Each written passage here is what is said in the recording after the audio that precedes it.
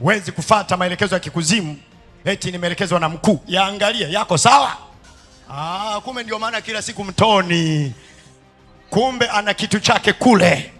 Anaenda kila siku, joka lake liko kule, anaenda kujichaji na joka lake liko kule.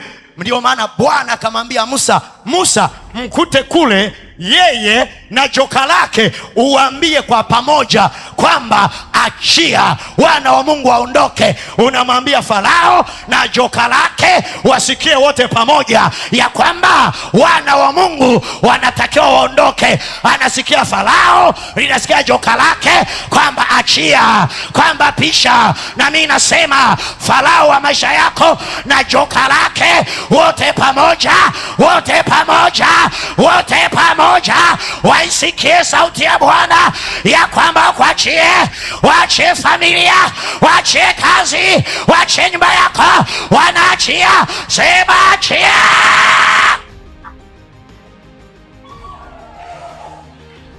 Mungu anamwambia Musa, nenda kule kwa Farao, atakuwa ni yeye na joka lake wako pamoja, wakute pamoja.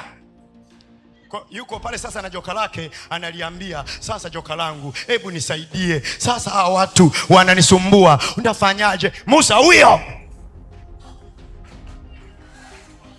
ameshafika. Farao anasema, umenifuata na huku kwenye joka langu linalonisaidia. Musa anasema, waache watu waende, wewe na joka lako. Na mimi namwambia wakuache uende, waache familia iende, waache maisha yako yaende, waache uzao wako uende, waiache tuende.